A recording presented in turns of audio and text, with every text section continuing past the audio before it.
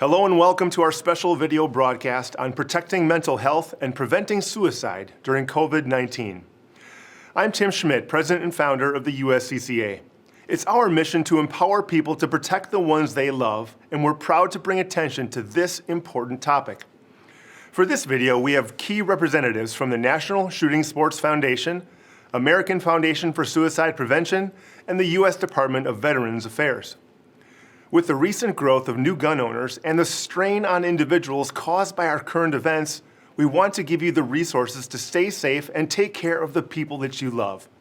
Please watch and share this video to help us spread this message. And now, I'll hand it over to our guests. So thanks very much, Tim. On behalf of all of us at NSSF, I really appreciate the work that you and the USCCA are doing to produce such an important program on mental health and preventing suicide. And to those of you that are joining us tonight, thank you very much for joining, and we hope you enjoy the information that we're going to present today. Now, some of you are probably wondering, why would a trade association be getting involved in mental health and suicide prevention? Well, for those of you who may know, the NSSF has been a leading advocate for advocating safe storage and responsible use of firearms. So we look at this thing and the efforts we've gone through. Suicide prevention is one of the things that we've actually embarked on as a priority. And we look at fatalities involving firearms. We look at three major areas. One is criminal misuse, the other is accidental misuse, and the third is suicide. So if we look at the last couple of decades, we can see the civilian ownership of firearms has gone up dramatically. Yet at the same time, the criminal rate, the violence rate has gone down in this country, which is a good thing. While we see, again, consumers buying more firearms fatalities are dropping to the lowest point in about 115 years since they started keeping records. So that's another good thing. We're not seeing the same thing with suicide, however. And it's important to note that 2/3 of all firearms fatalities are by suicide, not homicide, and certainly not by accidents. So we decided to take up this very important task to try and reduce this thing. And as a result, we've partnered with two very important groups to help us in this effort to understand the mental health component and also to understand how we can help reduce the suicide by firearm. So before I go into the questions, let me introduce our guest today. We have Dr. Christine MOUTIER, who's the Chief Medical Officer for the American Foundation for Suicide Prevention. So welcome, Dr. MOUTIER, and thank you for being here with us. Thank you for having me. And we also have on the Dr. Matthew Miller. Dr. Miller is the Director of Suicide Prevention for the Department of Veteran Affairs. So welcome, Dr. Miller. Thank you. Great to be here. So before we get into the questions, I think it'd be good kind of to give us a little bit of a background on your careers and kind of what led you to this career path in medicine. Dr. MOUTIER, let's start with you. Sure, Joe. Thanks again for the opportunity to give this important message and to be part of this session. So I'm a psychiatrist, but earlier in my life, during my own training, I had my own experiences with mental health struggles and fortunately got help and came back into my training and started to progress into my career. And several years in, I was in a leadership role in an academic medical school in San Diego and actually experienced several losses of physician colleagues to suicide. And I had already become sensitized to the issues of, if it's safe to even talk about struggles because of my own experiences. And after those losses occurred, I really became very focused on helping medical education and really the larger world to change and shift and be able to talk about all of the experiences we have as human beings, including those that relate to mental health or suicidal struggles. And 7 years ago, I came to the American Foundation for Suicide Prevention as the Chief Medical Officer and have felt really fortunate to dedicate my life and my career to trying to make a difference at the national level to prevent suicide. That's great. I really appreciate your efforts there. It's a very, very important work that you're doing. Dr. Miller, why don't you give us a little introduction as well, please? Yeah, I'm a clinical psychologist by background. After I completed my schooling in a PhD in psychology, I joined the United States Air Force. I did my residency with the Air Force, Wright-Patterson Air Force Base in Dayton, Ohio. And from there, then I was assigned as an officer and clinical psychologist as chief of mental health of a fighter and bomber pilot training installation during OIF. While stationed there, I was in charge of suicide prevention as well as all other mental health operations. And I experienced the suicide of a close friend and colleague who was a Marine Cobra driver and officer. That completely reframed my perspective on self and profession, and I committed after some time and thought to a career dedicated to suicide prevention. I was director of the Veteran and Military Crisis Line for a time before this, and now I am here as the director of suicide prevention for the VA. Every day, I see and actively conjure the memory of John and the reason why I'm in this and the reason why we're in this. Well, as someone who's part of a military family, I certainly can appreciate your efforts and support of the veterans in this regard. So thank you again for being here. And what I should have mentioned at the outset is this is a very timely topic because May is actually National Mental Health Awareness Month. So again, this important information is designed to provide empowerment to people watching this so they can hopefully take a stand and prevent suicide amongst their family and friends and check their own mental health periodically to make sure they're doing well, especially now in time of this pandemic where people are perhaps under more stress than typical. So I'm going to launch right into some questions here to try and get some more information for the audience. So let's start with Dr. Moutier. Now, because of the pandemic they're experiencing, these are really stressful times, and whether you're a firearms owner or not, and I know you've been very busy in discussing topics such as caring for one's mental health, coping with stress, and things like that. So how can we realistically do these things now while there is so much stress facing people? Right. COVID has certainly represented this moment in time when all of us are facing different types of challenges. And for many Americans, it means being more isolated. It can mean an increase in anxiety around all of the uncertainty, either related to the virus itself or one's job or job loss, how your family members are doing. All of those things have really created a lot of challenges. There is also this interesting kind of experience where, because all of that is happening on such a global and societal level, the topic of caring for your own mental health, coping and thriving has suddenly become top of mind. And people seem to be more willing to actually share their stresses and their burdens, their losses and their concerns. And that is actually furthering the work of taking stigma out of this important conversation, because these are human experiences that all of us can have, COVID or not. And so it is a time, though, when we can all be a little extra proactive about our own mental health. And that's little things like just getting the sleep that you need, nutrition, exercise, checking in with your loved ones, trying to keep the home environment as kind of open and positive, even though it is a stressful time. We can take those steps to do that for ourselves and for our loved ones. Yeah, that's great information. Dr. Miller, given what Dr. Moutier just described, do veterans face additional challenges, do you think, because of the pandemic?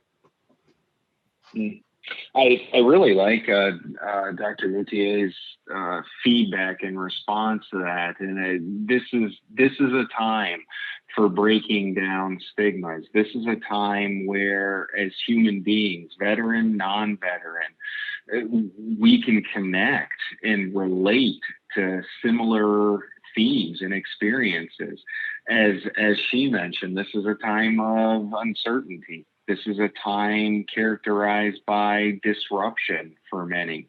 You take uncertainty, you take disruption, everyone, all of us, myself included, are going to respond to that differently. We're all going to have a range of emotions depending upon the day and the situation.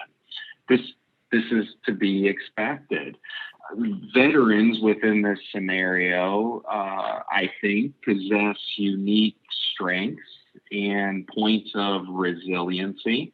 They have unique perspectives beyond themselves and towards the community and a greater purpose. They do have some points of vulnerability as well. For example, veterans are concentrated in some industries right now that are hit pretty heavily by the disruption. Veterans may have some underlying service-connected medical conditions, which may elevate risk categories or the need for isolation. But through it all, I come back to veteran, non-veteran, the exact advice that Christine offered, which is the importance of taking care of yourself and being mindful towards how am I doing? What do I need and what can I do to take care of myself? And then second, taking care of and reaching out and having a mind of service towards those around you. The very points that she emphasized are the exact same points we're emphasizing within our veteran community as well. Yeah, that's great. That's great advice as well. I want to shift a little bit here. We, the NSSF, have entered into a relationship with both the AFSP and the VA to try and bring to bear what we can. As I said, no one can do everything, but everyone can do something. So we're trying to reach out to our members and people in the hunting and shooting communities to help this suicide prevention effort. And Dr. Moutier, given what that you've been involved with our programs, how do you think we can best do that? And what have you seen so far that you think has been working for us?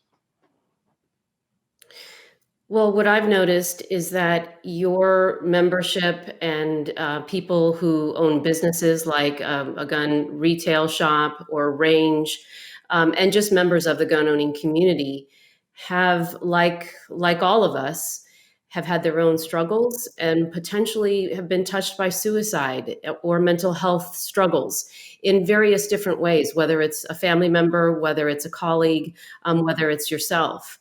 And because of that, I think there was almost a built up interest and appetite for engaging with suicide prevention efforts that have been sort of locked down for a time.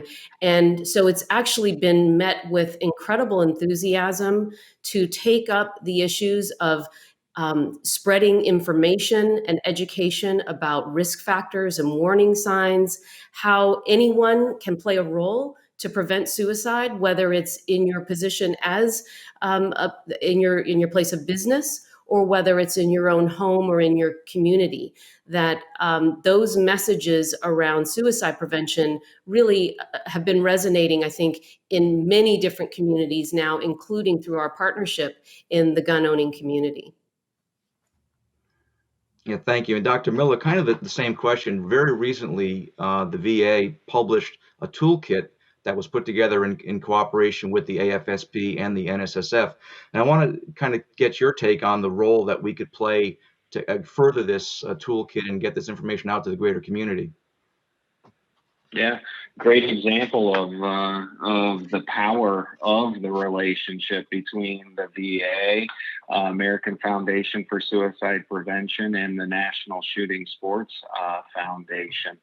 Hey, look, first and foremost, let me be clear, the VA respects the important role firearms play in many veterans' lives. We're dedicated to educating veterans and their families about safe storage around firearms when not in use, and doing that in a way that's consistent with each veteran's values and priorities. Now, paired with that is an important fact, and that is that 70% of veteran suicides are by firearm. So it's really important that we continue to talk with veterans about the value of safe storage, towards talking about the underlying theme of the value of time and space. Time and space between self, firearm, and ammunition, and being aware of when it may be time to implement increased time and space versus other times when it's less necessary. We know that the decision to move from the planning of suicide to saying it's something I'm going to do, and then actual implementation can be very brief. It can be 5 minutes to 60 minutes. If during that time we have time and space in place, we save lives. And so emphasizing that is really important, but we can't be the only ones delivering that message. And that's why these partnerships are so critically valuable, why we're grateful for them. Yeah, it is really important to reach out, and we've learned so much from working with both of you that we can share with our members. And there has been an appetite. We clearly see this in our meetings with members. There is a definite interest in this topic. So again, it's very timely, being that it is Mental Health Awareness Month, but also it's important. And I can't tell you how much we appreciate what we've learned from your groups.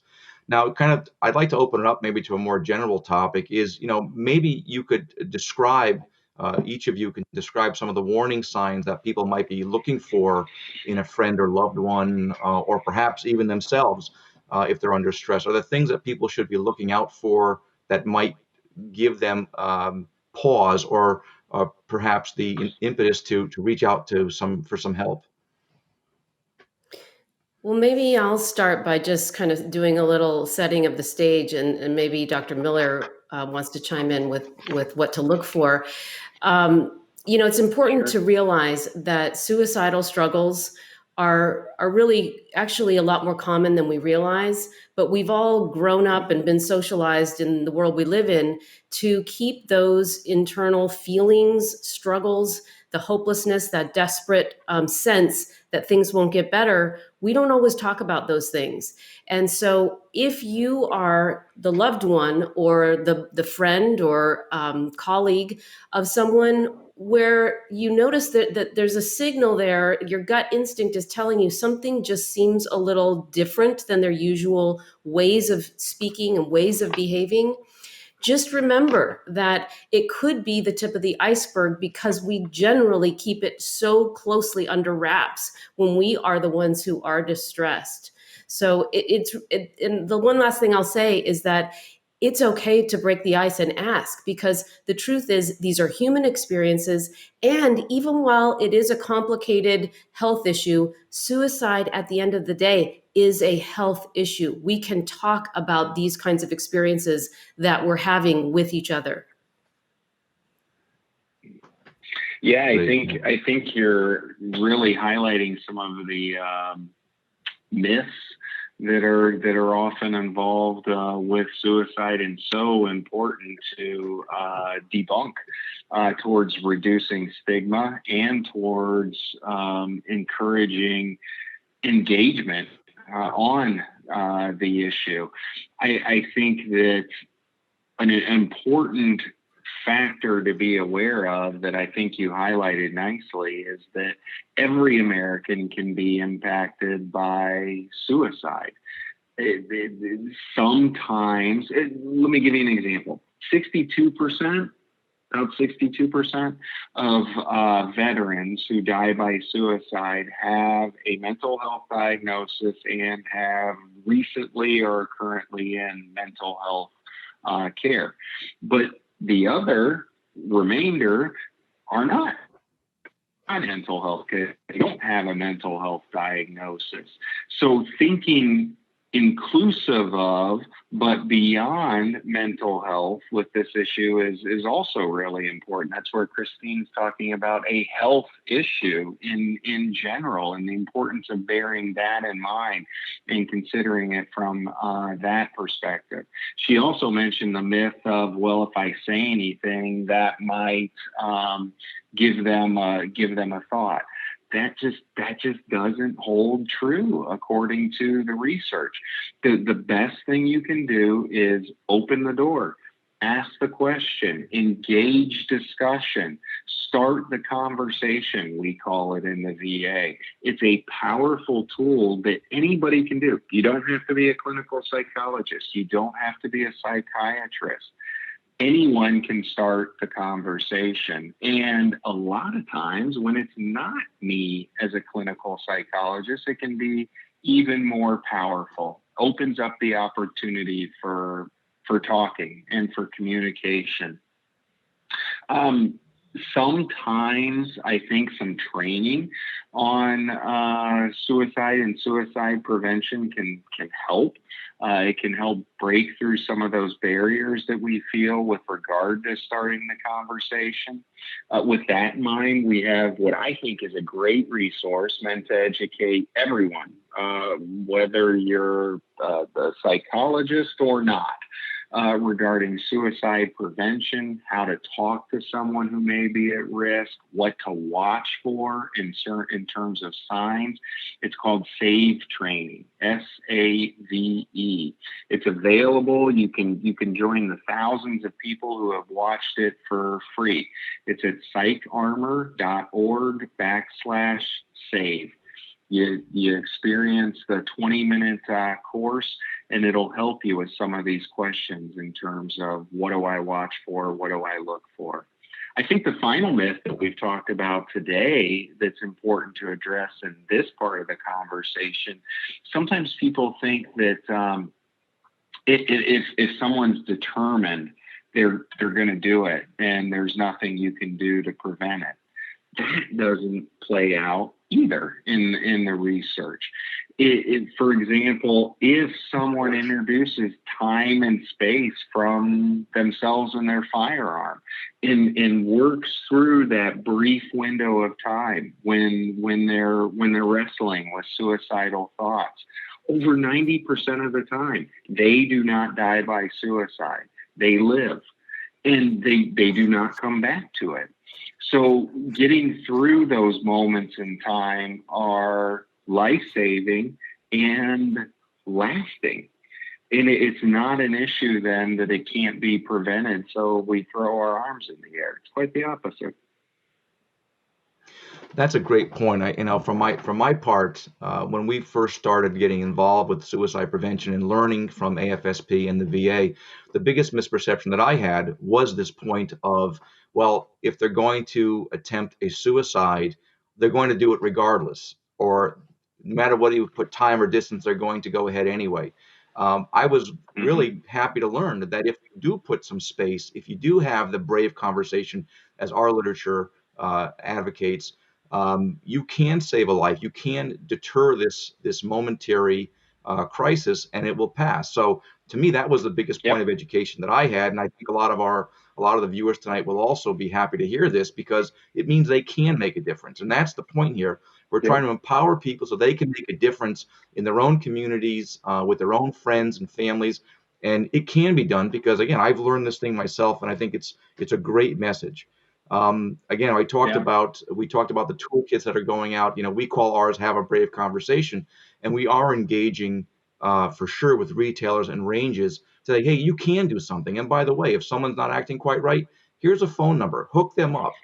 Talk to them. And we are very, very encouraged and enthusiastic by the response we received from our members, and we are absolutely going to keep at this thing full force, because we do think we can save lives here. So I do have a few of the things here that I just want to touch on, some broader topics perhaps that I think our viewers might find interesting. And let's start with Dr. Moutier. We talked about veteran suicide and civilians, adults, right? But mental health and suicide are concerns among teenagers. So what can parents do to either spot the warning signs or to have the conversation with their teen? Well, the way I look at it, Joe, is that this shouldn't be just a one and done kind of focused conversation. The practice of opening up the culture within your home so that there can be open dialogue and conversations over the dinner table or when you're driving your kids to practice or wherever, where they know that it's safe for them to bring up some of the challenges that they're facing. And I will tell you that you, as a parent, you actually have to say it, even though it's obvious to you. You have to say that, hey, Johnny, you need to know that no matter what challenges you ever face in this life, I am here for you. It will not change my love for you. And I would always want to be there for you and have your back and help you if you're struggling or if someone you know is struggling. So I think laying that as a baseline foundation in the home, frankly, with all of your family members. It doesn't mean we have to be perfect. None of us can be. We'll lose our temper. We won't model flexibility or resilience all the time perfectly, but that's okay. And especially if, as a parent, we're also modeling that we're actually learning about how to take care of our own mental health. That sends a signal more than anything you'll say to your kids that this is as important as my physical health, that I'm going to go see a therapist, or I'm going to talk over the dinner table about some of the challenges I'm facing, and that I'm humble enough to think it through and to really try some new strategies, or to lean on supportive people and mentors in my own life. But I think all of that is sort of like the creating of the home environment that will hopefully set up the best possible likelihood that if your child, and look, all children and teens do struggle at times. So it's just a question of what they're struggling with and how severe is it. And if they're able to lean on people. And I guess the other point here is, that doesn't have to be you as a parent. It could be a coach. It could be a pastor. It could be a friend's parent. But as long as there's a safety net around them, that is the main thing. And what I think is also important is, if you do notice that your teenager or your child is showing changes in their usual behavior patterns, their sleep patterns, the things they're interested in, they are either withdrawing or becoming, angry and agitated. Those are warning signs that something is shifting in their mental health.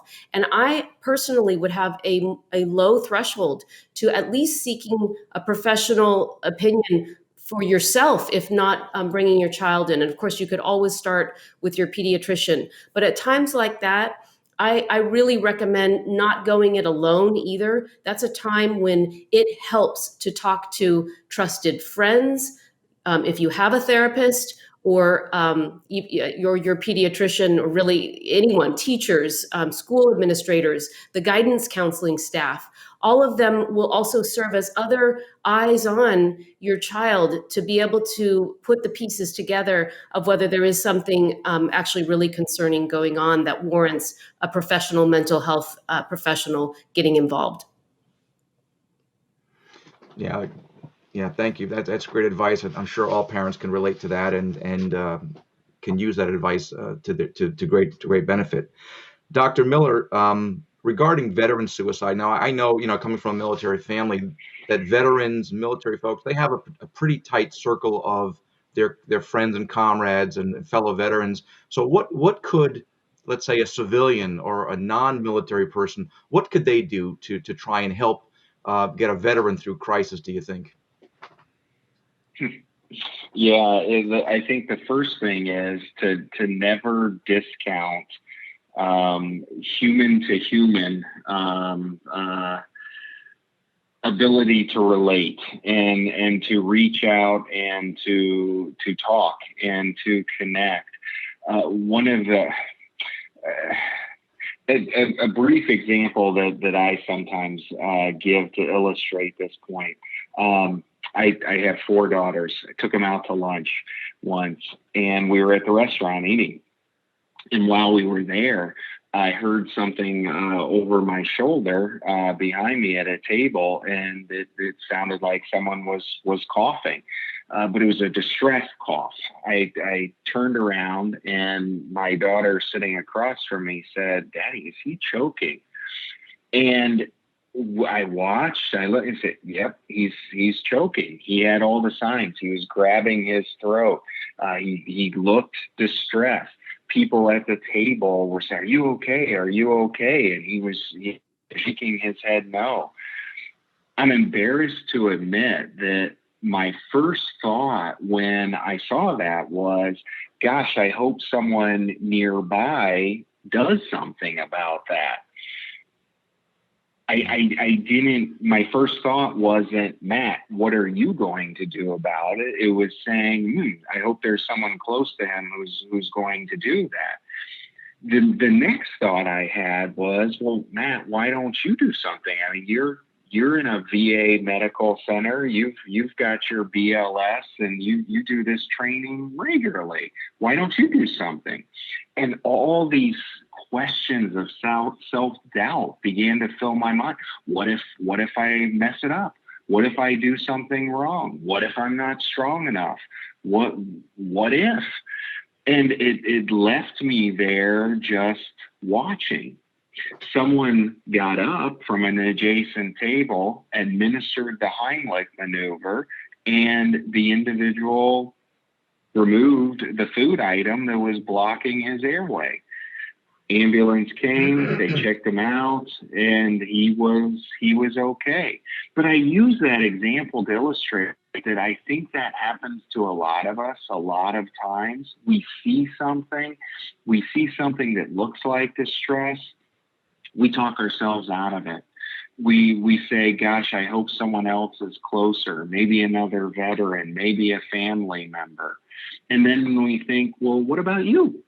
We say, no, not me. I'm not qualified. I don't know enough. What if I get into it and I don't know what to do? And we stand there. So hopefully my story, which I'm not proud of, can serve as an example of what not to do to push through these sorts of questions.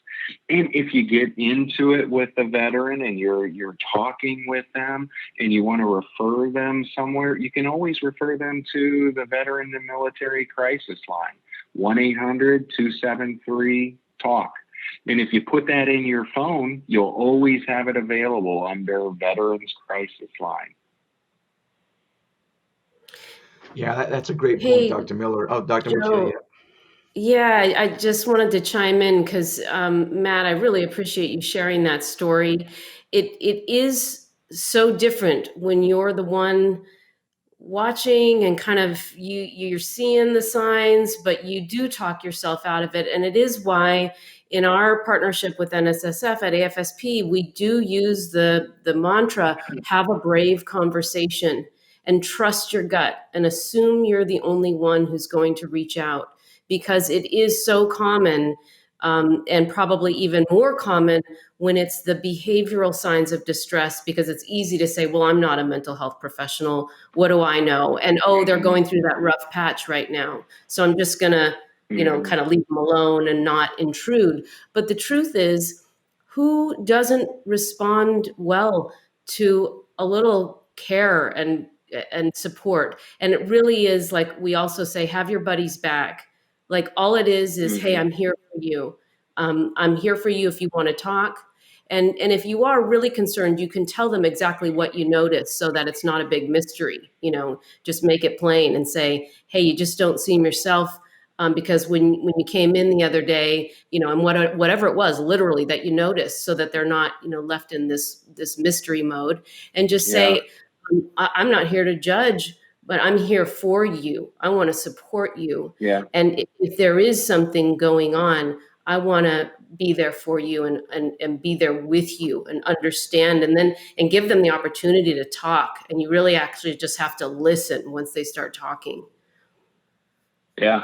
Yeah. I mean, Christine, how many suicide survivors do you talk to who say, who talk about the importance of just anyone opening the door and asking questions and talking. There's some we know who say, if someone would have just asked, and there's others who say, I'm here because someone did ask. So Yes. how important that is. Right. I think When so it much. is, I'm sorry. oh, sorry, Joe. No. Just one last thing on that. It might help people to understand what's going on in the mindset of somebody who is actually struggling at the level of thinking about suicide. Their mind has honed in on the idea of taking their life as a way of coping with the pain that they're in because it feels hopeless and it feels overwhelming. But they're almost always at a sort of battle of ambivalence inside themselves. And like you said, Matt, many people who survive their own attempt or who come close to attempting will say that they sometimes will set up these situations that, well, if somebody just smiles at me or shows me that I matter in some way. Mm-hmm. So understand that will to live is actually super strong, but it's in a war Mm-hmm. with this need to solve their pain and the problem that they're experiencing. And so you can make a huge difference by being that person that basically offers them a lifeline just by caring, just by having human contact with them and being there with them and not judging them, but showing them unconditional Mm-hmm. love and support. Yep. It seems to me that a lot of this gets back to the whole notion of denial. Like, I'm sitting here watching someone's behavior deteriorate, or I'm sitting here watching somebody choke. I'm denying this is actually real. This can't be happening. And I think, in my CPR training, for example, you see people, oh, I'm okay, I'm fine.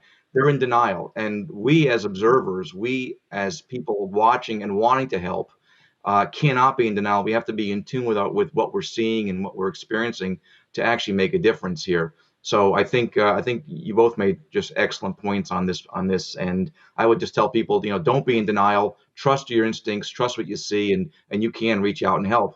Now, there's one point I do want to touch on, and that is with regard to the gun owning aspect. So many gun owners decide to have a firearm for home protection, and there's always this kind of tension between accessibility of the firearm and safe and responsible storage. So, this is kind of where we come in and talk to people and say, look, safe storage and accessibility are not mutually exclusive. Our project Child Safe materials demonstrate there are so many ways to securely store a firearm, so many of which have access within a second or two of needing a firearm. So there is certainly the opportunity to have a firearm for home security, but also secure it so that at-risk people or unsupervised children, for example, can't get a hold of it. And this is a really, really important message. So we have to make sure that we get that out there. There is no one size fits all as far as safe and secure storage, but there are certain things that are not good. For example, a hidden gun is not a safe gun, because those of us that have raised children will know that never underestimate the ability of a child to find something that you don't want found. So to simply say, I'm going to hide this in a shoebox on my shelf or do something like that, that is not advisable. That is not the best way to securely store a firearm when you're not using it. So there is this natural tension. I completely understand that. But please, if you go to our project Child Safe materials, there are links which identify numerous ways to securely store firearms so that people will not be able to access them readily. That is, outsiders, right? People you don't want to have the combination or the code, but that you will have, as the homeowner, the ability to get that when you need it. So I think that's a very important point that I want to make sure people understand, that while there's not one size fits all, there are certainly techniques that are not appropriate, and hiding a gun is certainly not appropriate, in my opinion, anyway. Yeah. So we're kind of running up against time here. So I'd like really to offer each of you to kind of have some final thoughts. And Dr. Moutier, let's start with you. Sure. Thank you, Joe. Well, I would just really emphasize the point that it is human to struggle at different times. And right now, with all of the stressors going on, Anxiety is up. People are facing challenges, and so tensions are running high. It's important to realize that that's true not just for yourself, but for those who are in your life as well. And so the chances are that our relationships are going to run into some tension, that we're all kind of fraying at the seams a little bit. And so we can deal with that by, number one, taking care of ourselves and really doing what you can to get enough rest, get your sense of resilience and mental health as optimized as it can be. Doesn't not have to be perfect, for sure, but also to offer an attitude of forgiveness and grace to those around you, because everybody is feeling the stress right now. And I think that that kind of forgiveness and just a little extra dose of compassion goes a long way, both in terms of for ourselves and not aiming for perfection right now, but also for our colleagues and for our loved ones. And the last point I want to make is that it is a time when, because we're sheltering in place, most of us, it means that access to unsafe things in the home, not just firearms, but chemicals, toxic substances, medications, are of particular concern right now. The volume of callers to the poison hotline on a national level, for example, went up by 20% during COVID. So it's a time when, across the board, we should try to make our home environments as comfortable and secure, both in terms of the feeling that we have, but also to actually secure any potentially dangerous substances or firearms in the home right now. Yeah, great point. Dr. Miller, your final thoughts? My first thought is it sure is tough to follow Christine. I think she gave a really comprehensive summary there, which I would love to stick in the listener and audience's memories and hearts. I guess my closing word would be safe storage saves lives. It saves family members' lives. It saves individuals in the household's life. And with the veteran themselves, veterans know risk calculus. They know what I'm talking about when I use that term. They know that time and place and space can be an issue of risk calculus. And there are times where safe storage may take different shapes and forms depending upon the risk calculus involved. Veterans continue to look very carefully at each situation and determine within each situation that which is needed in terms of safe storage with a firearm or any other form, as Christine mentioned. Final thing, it's amazing what humans can do, veteran, non-veteran, with being there for one another, reaching out in grace, reaching out in a caring way. It saves lives. Yeah, thank you, Dr. Miller. For my part, I want to make it clear that the firearms industry, through the NSSF, is absolutely dedicated and committed to this program. I have personal and professional reasons, like we all do, like so many people watching do, to be an advocate for safe storage and for suicide prevention. And I have absolutely committed my time and resources and energy to doing just that. I really hope that the people watching the show can understand that they can be part of something bigger. They can be part of a solution, and we can reduce suicide. Among veterans and among civilians, we can do this together.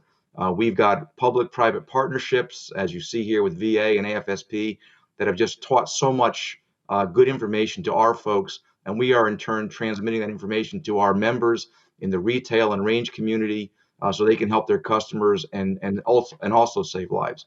So listen, on behalf of the NSSF, on behalf of all of us, thank you very much. I appreciate Dr. Miller. I appreciate Dr. Moutier, your time. You guys are excellent advocates for what you do, and thank you so much. There are going to be some resources on the screen that are going to be shown, so please take a look at those. Please jot those numbers down. Please jot those websites down and use the resources here, because together we can save a life. Thank you so much, and stay safe, everyone.